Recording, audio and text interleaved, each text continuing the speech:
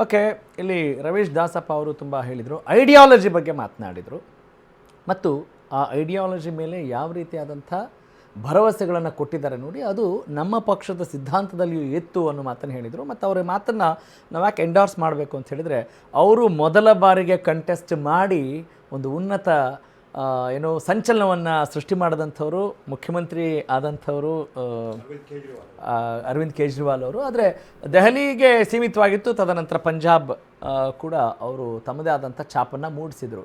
ಆದರೆ ಎಲ್ಲರೂ ಜನರು ಆಯಾ ಪರಿಸ್ಥಿತಿಯ ಏನು ನೆಲೆಗಟ್ಟಿಗೆ ಅಥವಾ ಆ ನೆಲಕ್ಕೆ, ಜಲಕ್ಕೆ, ಭಾಷೆಗೆ, ಸೊಗಡಿಗೆ ಪರ್ಯಾಯವಾಗಿ ಯಾಕೆ ಕೆಲಸ ಮಾಡಲಿಕ್ಕೆ ಸಾಧ್ಯ ಆಗ್ತಾ ಇಲ್ಲ? ಎಲ್ಲರೂ ಹೇಳ್ತಾ ಇದ್ದಾರೆ ಸಿದ್ಧಾಂತ ಯಾವ ಪಕ್ಷದಲ್ಲಿಲ್ಲ, ಎಲ್ಲ ಪಕ್ಷದವರು ಸಿದ್ಧಾಂತವನ್ನೇ ಮಾತನಾಡ್ತಾ ಇದ್ದಾರೆ. ಬಟ್ ವಾಟ್ ಈಸ್ ಮಿಸ್ಸಿಂಗ್ ಅನ್ನೋದ್ರ ಬಗ್ಗೆ ನಾವು ಚರ್ಚೆ ಮಾಡೋಣ. ಅದಕ್ಕಿಂತ ಮುಂಚಿತವಾಗಿ ನಾವೀಗ let's go for another update. Yes, ಹಾಗಾದರೆ ಕರ್ನಾಟಕದಲ್ಲಿಯೂ ಕೂಡ ಸಿನಿ ತಾರೆಯರಿಂದ ರಾಜಕೀಯ ಶುರುವಾಗುತ್ತಾ? ಈಗಾಗಲೇ ಶುರುವಾಗಿಲ್ವಾ? ಶುರುವಾಗಿದೆ. ಆದರೆ ಮಾಸ್ ನಾಯಕರಾಗಿ ಯಾರು ಹೊರಹೊಮ್ಮಲಿಲ್ಲ. ಯಾಕೆ? ವೈಟ್ ಇಸು ಹೊರನಾಟ ಡಾಕ್ಟರ್ ರಾಜ್ಕುಮಾರ್ ಇದ್ದರು, ಅವರಿಗೆ ಅಂಥ ಒಂದು ಬೃಹದಾವಕಾಶ ಇತ್ತು, ಬೃಹದಾಕಾರ ಶಕ್ತಿ ಇತ್ತು. ಆದರೆ ರಾಜಕೀಯದಿಂದ ದೂರ ಉಳಿದಿದ್ರು. ಅವರು ಕನ್ನಡಿಗರ ಆರಾಧ್ಯ ದೈವ ಆಗಿದ್ದರು. ಡಾಕ್ಟರ್ ವಿಷ್ಣುವರ್ಧನ್ ಅವರು ನೇರವಾಗಿ ರಾಜಕಾರಣಕ್ಕೆ ಬರಲಿಲ್ಲ.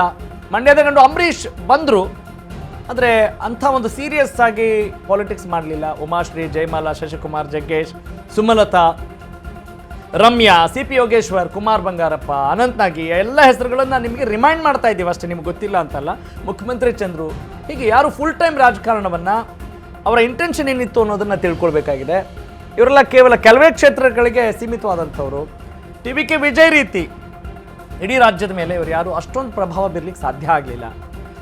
ಈಗ ನಮ್ಮ ಕನ್ನಡಿಗರು ಅಥವಾ ಕನ್ನಡದ ನಾಯಕ ನಟರು, ಅತಿ ಹೆಚ್ಚು ಫ್ಯಾನ್ ಬೇಸ್ ಹೊಂದಿರುವಂಥ ಈ ಎಲ್ಲ ನಾಯಕರುಗಳು ಏನಾದರೂ ಮುಂದಿನ ದಿನಗಳಲ್ಲಿ ಅವ್ರಿಗೆ ಕನಸಿರ್ಬೋದು.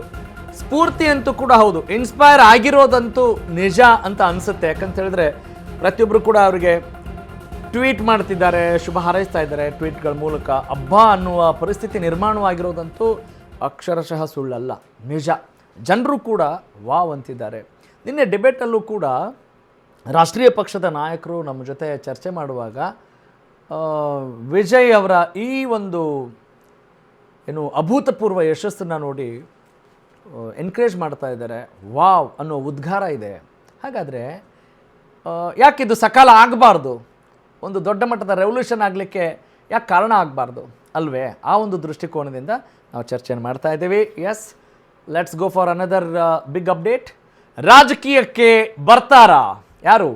ಕಾಂತಾರ ಸ್ಟಾರ್. ಯಾಕಂತ ಹೇಳಿದರೆ ಈಗ ನೀವು ನೋಡಿದಿರಿ, ಅವರ ಟ್ವೀಟ್ ಮಾಡ್ತಾ ಇದ್ದಾರೆ ಅಲ್ವಾ? ಆಮೇಲೆ ನರೇಂದ್ರ ಮೋದಿ ಅವರನ್ನು ಭೇಟಿ ಮಾಡ್ತಾರೆ. ಹೀಗೆಲ್ಲ ಇದೆ. ರಿಷಬ್ ಶೆಟ್ಟಿ ಆಗಿರ್ಬೋದು, ಸೈಲೆಂಟಾಗಿ ಏನಾದರೂ ವರ್ಕ್ ಮಾಡ್ತಿದ್ದಾರಾ? ಹೀಗೆ ಹಲವು ಪ್ರಶ್ನೆಗಳು ಬರ್ತವೆ. ಕೆಲವೊಬ್ಬರು ಅವ್ರದ್ದೇ ಆದಂಥ ಫೌಂಡೇಶನ್ನ ಮಾಡ್ಕೊಂಡಿರ್ತಾರೆ ಅಲ್ವಾ? ಈ ಎಲ್ಲ ವಿಚಾರಗಳನ್ನು ನಾವು ಗಮನಿಸಿ ಈಗ ಚರ್ಚೆನೆ ಮಾಡೋಣ. ಎಸ್, ಬಾಲಕೃಷ್ಣ ಅವರು ಹೇಳಿದರು ಆರಂಭದಲ್ಲೇ, ಎಂತಹ ಇತಿಹಾಸ ಇತ್ತು ತಮಿಳುನಾಡಿನಲ್ಲಿ ಅನ್ನೋದನ್ನು ಹೇಳ್ತಾ ಇದ್ರಿ. ಈಗ ನಾನು ಕೇಳುವಂಥ ಪ್ರಶ್ನೆ, ಪ್ರೆಸೆಂಟಿಗೆ ಬರೋದಾದರೆ, ಇಂತಹ ಪ್ರಾದೇಶಿಕ ಪಕ್ಷ ಒಂದು ಹೊಸ ಸಂಚಲನ ಸೃಷ್ಟಿ ಮಾಡಿರುವಂಥ ವಿಜಯ್ ಕುಮಾರ್ ಅವರ ಸಪೋರ್ಟಿಗೆ ಮುಂದಾಗ್ತಾ ಇದ್ದಾರಲ್ಲ, ನಾವು ಸಪೋರ್ಟ್ ಕೊಡ್ತೀವಿ ಅಂತ ಎಲ್ಲ ಪಕ್ಷಗಳ ನಾಯಕರು ಬರ್ತಾ ಇದ್ದಾರಲ್ಲ, ಸಿದ್ಧಾಂತ ಎಲ್ಲಿ ಹೋಯಿತು? ಅವ್ರು ಕಾಲು ಬುಡಕ್ಕೆ ಹೋಗ್ತಿದ್ದಾರಲ್ಲ, ಅಂದರೆ ಪಕ್ಷದ ಸಿದ್ಧಾಂತ ಸೋಲ್ತಾ ಇದೆಯಾ? What is missing? ನೋಡಿ, ತಾವು ಭಾಳ ಮುಖ್ಯವಾದಂಥ ಪ್ರಶ್ನೆಯನ್ನು ತಮಿಳುನಾಡಿನ ರಾಜಕಾರಣಕ್ಕೆ ಸಂಬಂಧಪಟ್ಟಂತೆ ಕೇಳಿದ್ವಿ. ಕಾಂಗ್ರೆಸ್ ಹೌದು, ಕೆಲವು ಈಗ ಸುದ್ದಿ ಹುಟ್ಟಿದೆ, ಸೊ ನಮ್ಮ ನಾಯಕರು ಮಾತಾಡಿದಾರಂತಲೂ ಹೇಳಲಾಗ್ತಾ ಇದೆ. ನಮ್ಮ ಕಾಂಗ್ರೆಸ್ ಸಿದ್ಧಾಂತ ಏನು ಸ್ವಾಮಿ? ನಮ್ಮ ಕಾಂಗ್ರೆಸ್ ಸಿದ್ಧಾಂತ ಇರೋದು ಮೂಲವಾಗಿ ಜಾತ್ಯತೀತವಾದ. ಸೊ ನಮ್ಮ ಸಿದ್ಧಾಂತಕ್ಕೆ ಅನುಗುಣವಾಗಿ ಈಗ ವಿಜಯ್ ಅವರು ಏನು ಈಗ ಪಕ್ಷ ಅವ್ರದ್ದಿದೆ, ಸೊ ಅವರು ಹೊಸ ಪಕ್ಷ ಇರ್ಬೋದು. ನಾವು ನಮ್ಮ ಸಿದ್ಧಾಂತವನ್ನು ಮೀರಿ ಈಗ ನಾವು ಯಾರು ಬಿಜೆಪಿಯವರು ಅವರ ಜೊತೆ ಸಂಪರ್ಕ ಮಾಡ್ತಾರೆ, ಅಫ್ಕೋರ್ಸ್ ಅದು ಅವರ ಆಯ್ಕೆ. ಕರೆಕ್ಟ್, ಕಾಂಗ್ರೆಸ್ ಅವರು ಮಾಡ್ತಾರೆ. ಈಗ ನೀವೇನು ಹೇಳ್ತಾ ಇದ್ದೀರಿ, ನಮ್ಮ ಸಿದ್ಧಾಂತಕ್ಕೂ ಅವರ ಸಿದ್ಧಾಂತಕ್ಕೂ ವಿಭಿನ್ನತೆ ಇಲ್ಲ, ಸಾಮ್ಯತೆ ಇದೆ ಅನ್ನೋ ಮಾತು ನೀವು ಹೇಳ್ತಾ ಇದ್ದೀರಿ. ಒಂದು ಮೂಲಗಳ ಪ್ರಕಾರ ನೋಡಿ, ಅವರ ಒಂದು ಮನೆಯಲ್ಲಿ ಒಂದು ಯಾರೋ ಈಗ ನಿಮ್ಮ ಪತ್ರಕರ್ತ ಮಿತ್ರರೇ ಚರ್ಚೆ ಸಂದರ್ಭದಲ್ಲಿ ಹೇಳಿದ್ರು, ಪೆರಿಯಾರ್ ಭಾವಚಿತ್ರವನ್ನು ಕೂಡ ಕಾಣ್ತಾ ಇದೆ. ಅದ್ರ ಜೊತೆಯಲ್ಲಿ ಏನು ನಮ್ಮ ಸೆಕ್ಯುಲರ್ ಮೈಂಡಿಗೆ ಬೇಕೋ ಅಲ್ಲ, ಯು ಗಾಟ್ ಮೈ ಕ್ವೆಶ್ಚನ್ ಅಲ್ಲ. ಈಗ ನಾನು ಕೇಳ್ತಾ ಇದ್ದೀನಿ ಅಂದರೆ ಯಾಕೆ ಇಂಥ ಒಂದು ರಾಷ್ಟ್ರೀಯ ಪಕ್ಷ ದೊಡ್ಡ ಇತಿಹಾಸ ಇರುವಂಥದ್ದು ಇವತ್ತು ಬೆರಳೆಣಿಕೆಯಷ್ಟು ಸೀಟ್ಗಳನ್ನು ತೆಗೆದುಕೊಳ್ಳೋಕೆ ಒದ್ದಾಡ್ತಾ ಇರುವಂಥ ಪರಿಸ್ಥಿತಿ ನೋಡ್ತಾ ಇದ್ದೀವಲ್ಲ, ಯಾವ ಕಾರಣಕ್ಕೆ ಸರ್? ಡೆಮೋಕ್ರಸಿನಲ್ಲಿ ಸೊ ಇವೆಲ್ಲವೂ ನಡೀತದೆ. ಅದು ಹೇಗೆ ಅಂತ ಕೇಳಿದ್ರೆ ಒಂದು ನಿಮಿಷ ಸರ್, ಒಂದು ನಿಮಿಷ ಹೇಳ್ಬಿಡ್ತೀನಿ ಸರ್. ಈಗ ನಮ್ಮ ಕರ್ನಾಟಕದ ರಾಜಕಾರಣಕ್ಕೆ ಸಂಬಂಧಪಟ್ಟಂತೆ ಚರ್ಚೆ ಮಾಡೋಣ. ನೋಡಿ, ನಾವು ಈ ಕರ್ನಾಟಕದಲ್ಲಿ ಅನೇಕ ಬಾರಿ ಅಧಿಕಾರ ನಡೆಸಿದ್ವಿ.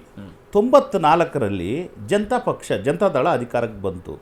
ಆಗ ನಮ್ಮ ಸಂಖ್ಯೆ ಕೇವಲ ಎಷ್ಟು ಇಳಿದಿತ್ತೇಳಿ? 34 ಸೀಟಿಗೆ ಇಳಿದಿತ್ತು ನಮ್ಮ ಸಂಖ್ಯೆ. 34, ನಾನೇ ಹೇಳ್ತಾ ಇದ್ದೀನಿ. ಸೊ ಆಗಿನ ಸಂದರ್ಭದಲ್ಲಿ ಕಾಂಗ್ರೆಸ್ ಮುಗ್ದೇ ಹೋಗ್ಬಿಡ್ತು ಕರ್ನಾಟಕದಲ್ಲಿ ಅಂತಕ್ಕಂಥ ಒಂದು ಮಾತನ್ನು ಹೇಳ್ತಾ ಇದ್ರು. ತದನಂತರ ಬಂಗಾರಪ್ಪನವರು ಆ ಸಂದರ್ಭದಲ್ಲಿ KCP ಕಟ್ಟಿದ್ರು, ನಮ್ಮ ಕಡೆಗೆ ಬಂದರು. ಅದಾದ ನಂತರ ಏನಾಯಿತು? 99ರಲ್ಲಿ ಆಲೆ ನಮ್ಮ ಪಕ್ಷ ಅಧಿಕಾರಕ್ಕೆ ಬಂತು. ಅದು ಎಷ್ಟು ಸೀಟ್ ತೊಗೊಂತು? 134 ಸೀಟುಗಳನ್ನು ನಾವು ತಗೊಂಡು. ಅಲ್ಲ ಸರ್, ನಾನು ಕೇಳ್ತಾ ಇರೋದು ಈ ಬಣ ರಾಜಕೀಯ, ಗುಂಪುಗಾರಿಕೆ, ಕುಟುಂಬ ರಾಜಕಾರಣ ಇದನ್ನ ಜನ ಇಷ್ಟಪಡ್ತಾರೆ ಅಂತ ಇಲ್ಲ. ಒಂದು ನಿಮಿಷ ಸರ್. ಎಸ್, ನೋಡಿ sir, I need to go for ಜನಾಭಿಪ್ರಾಯ ಏನಿರುತ್ತಲ್ಲ ಅದು ಬಹಳ ವಿಭಿನ್ನವಾಗಿರ್ತದೆ. ಇದು ಯಾವ್ದನ್ನು ಇಷ್ಟಪಡ್ತಾರೆ ಅಂತಾನು ಹೇಳಕ್ಕಾಗಲ್ಲ, ಇಷ್ಟಪಡಲ್ಲ ಅಂತಾನು. ಸರ್, ಅದನ್ನೇ ಹೇಳ್ತಾ ಇದ್ದೀನಿ. ಅಂದ್ರೆ ನಮ್ಮ ರಾಷ್ಟ್ರೀಯ ಪಕ್ಷಗಳು ಇಲ್ಲೇನ್ ಮಾಡ್ತಾ ಇದೆ, ಜನರ ನಾಡಿ ಮಿಡಿತವನ್ನ ಅರ್ಥ ಮಾಡ್ಕೊಳ್ಳೋಕೆ ವಿಫಲ ಆಗ್ತಾ ಇದ್ದಾವ? ಎಲ್ಲಿ ವಿಫಲ ಆಗ್ತಾ ಇದ್ರೆ ಅದನ್ನ ಹಿಂಗ್ ಸರಿ ಮಾಡ್ಕೊಳ್ಬೇಕು ಅನ್ನೋ ಆಲೋಚನೆ ನಡೀತಾ ಇದೆಯಾ? ಕೆಲವು ಸಂದರ್ಭಗಳಲ್ಲಿ ಅದನ್ನ ನಮ್ಮ ವಿರೋಧ ಪಕ್ಷಗಳು ದಾರಿ ತಪ್ಪಿಸ್ತಾ ಇದ್ದಾವೆ. ನಾಟ್ ಕೆಲವು ಸಂದರ್ಭ, ಹಲವು ಸಂದರ್ಭಗಳಲ್ಲಿ ಇದು ಆಗ್ತಾ ಇದ್ದಾವೆ. ಅದನ್ನ ಮಾತಾಡೋಣ. Yes, democracy. Correct, that is democracy ಅಂತ ಹೇಳ್ತಾ ಇದೀವಿ. ಆದ್ರೆ ಅದಕ್ಕೆ ಒಗ್ಗಿಕೊಂಡಿದೀವಿ. That is not democracy actually. ಯಾಕೆ ಅಂತ ಹೇಳ್ತೀನಿ. ಈಗ ಅನ್ಯಾಯ ಮಾಡೋದು, ಈಗ ಇಲ್ಲದೆ ಇರೋ ಬರೀ ನಾವು ಕಾಲೆಳೆಯೋದು, ಅದನ್ನೇ ಮಾಡ್ತಾ ಕುತ್ಕೊಳ್ಳೋದು ಡೆಮೋಕ್ರಸಿ ಅನ್ಸತ್ತಾ? ಅಲ್ಲ ಸರ್, ನಾವು ಯಾರು ಹೇಳಿದ್ರು ಮಾಡಿದೀವಿ ಅಂತ? ಅಂದ್ರೆ ರಾಜಕಾರಣದಲ್ಲಿ ಕಾಂಗ್ರೆಸ್ ನಮ್ಮ ಸಿದ್ಧಾಂತಗಳಲ್ಲಿ ಯಾವತ್ತೂ ಕೂಡ ಕಾಂಗ್ರೆಸ್ ರಾಜ್ಯ ಆಗಿಲ್ಲ. ಆದ್ರೆ ಆಯ್ತು, ದಾರಿ ತಪ್ಪಿಸ್ತಾರೆ ಅಂತ ಹೇಳಿದ್ರೆ ನಾವು ಸ್ಟಬಲ್ ಆಗಿಲ್ಲ ಅನ್ನೋ ಮೆಸೇಜ್ ನೀವು ಕೊಡ್ತಾ ಇದ್ದೀರಿ. ಅದಕ್ಕಿಂತ ಮುಂಚಿತವಾಗಿ let's go for a quick break ನಾವು.